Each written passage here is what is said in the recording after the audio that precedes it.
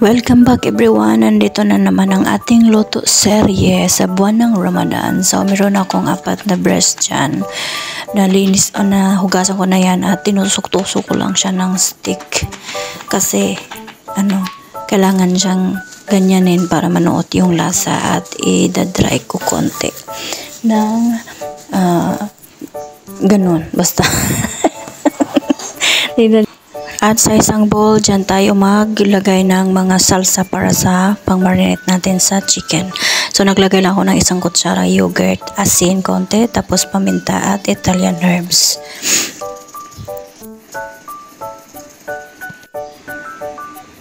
At nagdagdag pa ako dyan ng onion powder, paprika, at yun lang. Nagalanganin pa. Nagalingan din pa kung anong nilagay. Tapos halo-halo mo lang. Halo-halo hanggang mahalo. Diba? So, halo-halo. At pag ganyan ang itsura niya, pwede na nating ilagay yung ating chicken na tinusok-tusok. Ganon, para manuot talaga yung salsa dyan. I-marinate lang natin siya hanggang sa gusto natin. Pero umaga ko pa yan ginawa hanggang mamaya pa yan. Hapon ko pa yan siya luto. At takpan para malagay sa ating fridge. At may kalahati akong pang pasta rin dyan. Gagawa ko ng pasta macarona. So, magpainit na ako at yan, ibuhos na natin ang ating kalahating kilo ng macaroni. Yan. So, pulutuin lang natin hanggang gusto niya. At sa isang pan, naglagay ako ng kunting mantika. Kasi lutuin ko yung manok at yan, transition. Transition. Fast forward tayo guys. Naluto na yung macaroni ko at na-drain ko na din siya. So, after that is, set aside lang natin ang ating macaroni kasi lutuin muna natin ang ating chicken. So, yan yung chicken na minarinate ko nung umaga. Pwede ko na siyang lutuin ngayon. Ipiprito ko lang siya ng pagganyan. O, diba? Yan.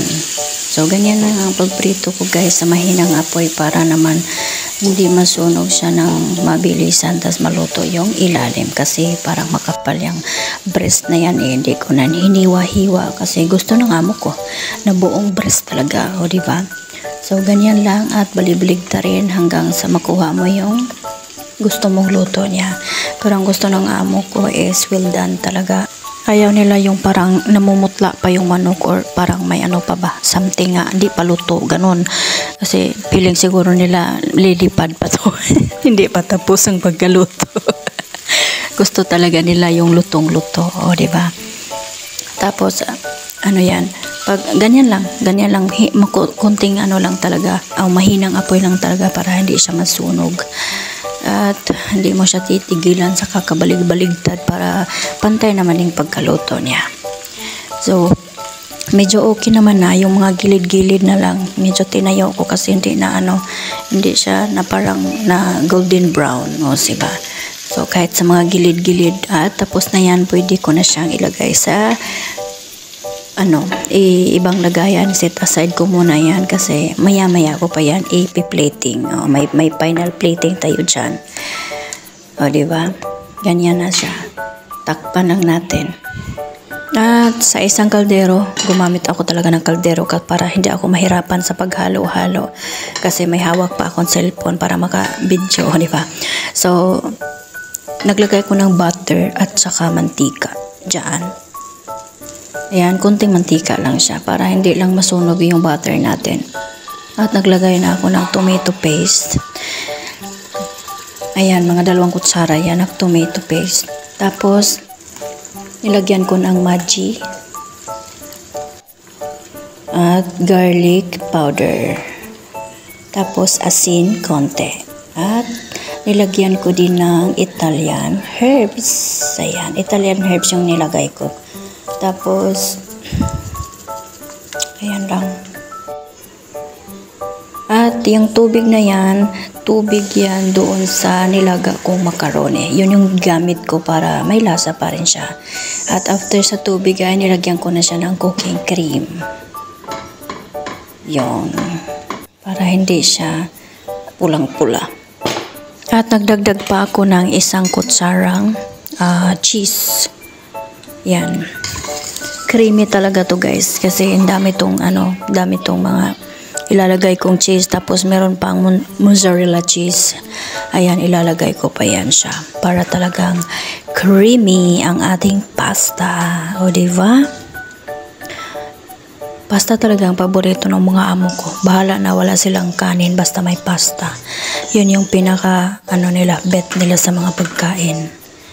At pwede natin, ayan, medyo sticky na yung sauce natin. Hindi natin masyadong sticky kasi nga, as in sticky, hindi kasi hihigupin pa ng macaroni yung sabaw na yan. So, kailangan talaga hindi masyadong sticky. So, yan, halo-halo na lang natin ng halo-halo para maganda. So, tapos na, fast forward na tayo at ilalagay na natin dun sa mismong lagayan para pang serve. So, ganyan lang siya. Lipat lang natin para ready to serve na. Grabe ang bango niya guys, as in. Hindi ako marunong magluto ha, pero grabe ang struggle pala ng talagang ikaw yung lahat. Ikaw yun sa lahat-lahat. First time ko talaga kasi nung dati sa Kuwait ako hindi naman ako nagaganito eh. Hindi ako nagaganito. Taghanda lang ako sa mga ricados na kailangan lutuin ng amo ko. Hindi ganito na ako lahat. At yung chicken na yan, in-slice ko na lang ng paslant para pang pang ibabaw dun sa ating pasta. O diba? Dami pang kaartihan. Oy, pwede naman na ihalo na lang lahat at lagyan ng tubig at pakuluan, ganun.